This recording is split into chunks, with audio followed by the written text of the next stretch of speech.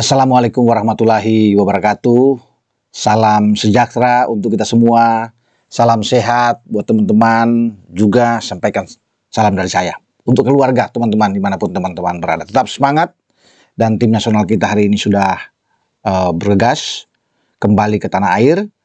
Kita langsung ke Jakarta, transit dan menuju Solo dalam persiapan pertandingan terakhir di grup B Piala Asia atau Asian Cup ini yang sebelumnya dengan nama Piala AFF. Ya, kita kalah kemarin tipis dari tuan rumah tim senior Vietnam, kalah 1-0 di Stadion Fitri, Provinsi Putoh.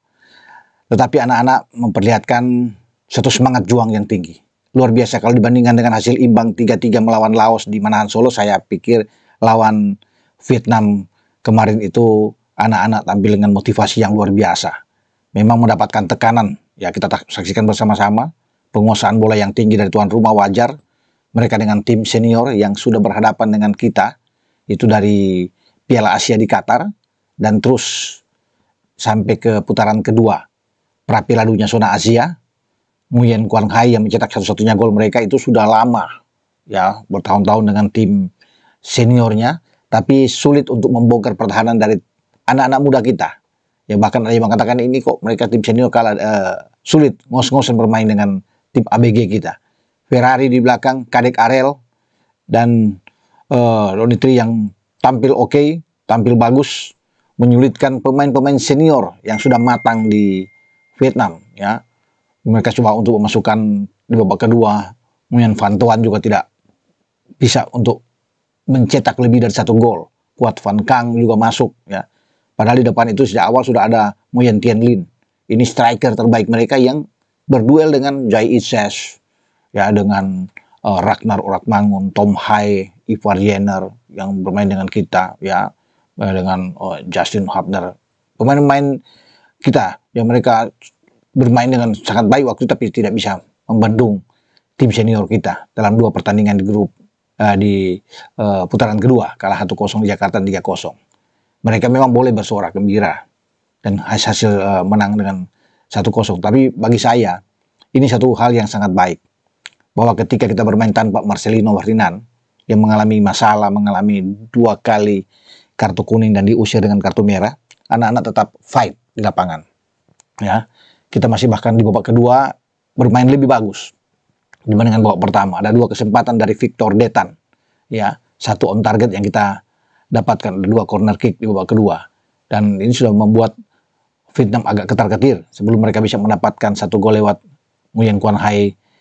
Itu peluang kita untuk bisa lolos semifinal masih terbuka. 4 poin di belakang Vietnam. Kita masih punya 1 pertandingan di kandang di Manahan melawan Filipina tanggal 21. Rentang waktu masih panjang buat kita karena Filipina masih akan bertarung melawan Vietnam, dan berat buat mereka untuk bisa mengalahkan Vietnam kalau melihat mereka hasil imbang dengan Laos kemarin. Jadi kita itu teman-teman diuntungkan, ya, diuntungkan dengan hasil pertandingan antara Laos dan Filipina yang imbang. Jadi Laos akan membuka harapan kita walaupun kita kalah dari Vietnam, dan posisi mereka kan posisi 2-2-2, ya, antara Filipina, Laos juga ada di bawah, yaitu Myanmar, ya, setelah kita mengalahkan Myanmar tentunya.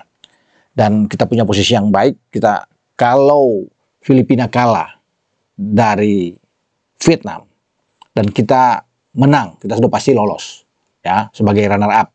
Atau kita imbang saja sebenarnya dengan 5 poin, kita punya peluang besar lolos asal pertandingan antara Myanmar dan Laos itu berakhir juga imbang. Kalaupun salah satu di antara menang, itu akan ada hitung-hitungan gol dengan kita. Nah, kita mengalahkan Myanmar, Myanmar akan menjamu Laos. Ya, kalau Myanmar bisa menang, ya kecuali harus menang dengan gol yang banyak tentunya.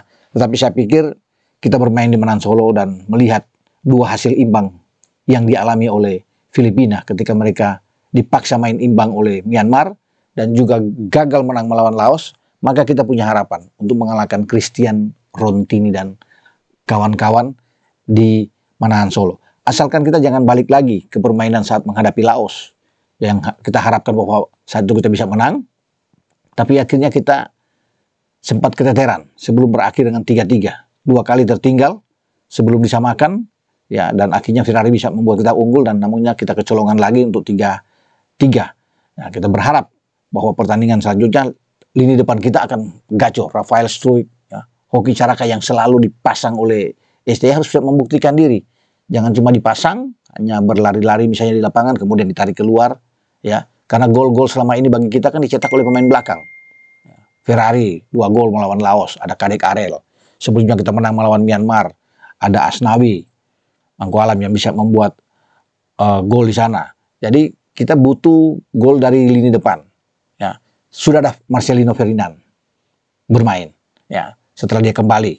Jadi ini suatu hal yang sangat bagus karena kemarin tanpa Marcelino anak-anak juga bermain dengan sangat baik. Walaupun memang masih ada kekurangan-kekurangan untuk menghadapi, ya wajar.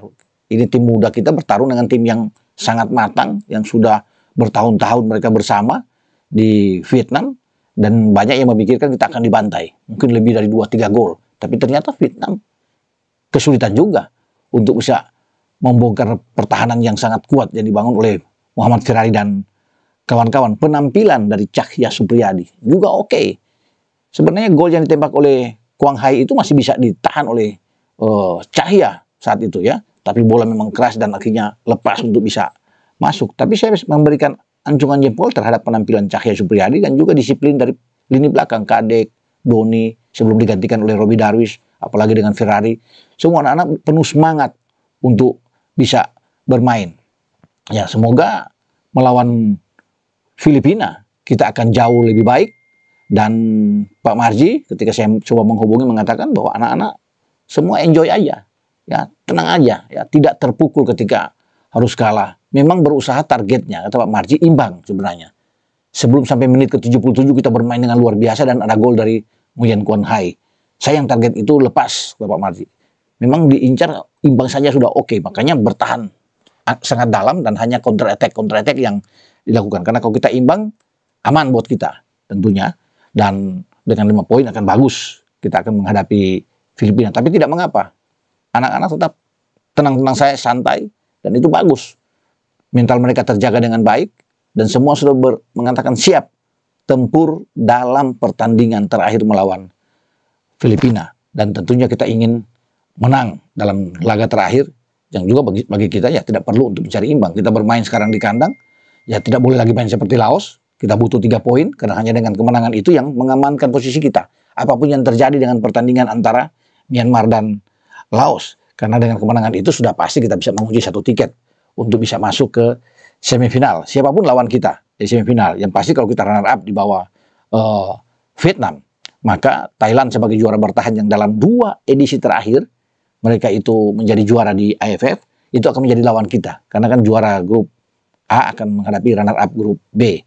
Vietnam akan ketemu salah satu di antara Malaysia atau Singapura. Singapura paling besar tentunya dari grup A untuk bisa mendampingi setelah Malaysia kalah lawan Thailand kemarin. Jadi duel antara Malaysia dan Singapura itu di Bukit Jalil, pertandingan terakhir itu hidup mati buat Malaysia. Malaysia harus bisa menang mengalahkan Singapura agar peluang mereka terbuka. Dan kalau ketemu dengan Indonesia, rame asal kalau kita bisa menjadi juara grup. Dengan harapan Vietnam kalah lawan Filipina, ya. Kita akan tunggu nantinya. Tapi kita harus sekarang bersiap. Siapapun lawan kita. Mau Thailand sebagai juara bertahan, kita lawan dengan tim muda kita. Jadi itu yang menjadi harapan semua. Ya, semoga kalau bisa melihat kemarin apa yang ditampilkan STY dengan komposisi pemain itu, ya banyak yang kejutan-kejutan yang dilakukan oleh STY kemarin. Di awal agak terkaget-kaget juga. Itulah STY yang selalu sulit untuk diprediksi. Ya, Michael Tata masuk, Ahmad Maulana juga masuk, ada di dalam ada Rivaldo Pak Pahan juga masuk. Jadi sebelum mereka ditarik keluar. Jadi itulah kejutan-kejutan yang selalu dibuat, diberikan kesempatan semua bisa bermain. Tapi kemarin lawan Vietnam, ya. Tapi kemudian ada beberapa pemain masih baru yang ada debut mereka. Luar biasa, tapi kita tetap bermain dengan tenang, dengan determinasi tinggi untuk bisa mendapatkan hasil yang baik menghadapi Filipina terakhir. Ya, pada pertandingan tanggal 21, dan kita bisa melewati laga yang krusial, laga yang hidup mati menghadapi Vietnam kemarin. Ya, kalau kita bisa kalah dengan dia atas 3 gol, 4 gol, ini akan bertubi-tubi, ya, hujatan dari banyak orang terhadap tim ini.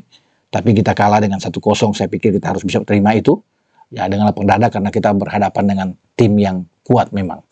Yang memang sudah diprediksi bahwa kita akan sulit. Ya, hampir saja kita bisa mendapatkan hasil yang oke. Ya, kalau tidak ada gol tentunya dari Quang Hai kita bisa imbang. Tapi tidak mengapa, tetap semangat buat tim Garuda Muda ini. Yang penting kita fokus menghadapi Filipina di laga terakhir di Stadion Manahan Solo, dan saya akan ke Solo nantinya untuk menyaksikan laga hidup mati itu ya di Stadion Manahan pada tanggal 21. Mungkin saya akan berangkat tanggal 20, dan setelah pertandingan itu baru saya akan kembali. Pingin juga untuk bisa melihat ya duel antara Muhammad Ferrari kawan-kawan dan tim Filipina. Dengan saya Bung Ropan berbicara di sini.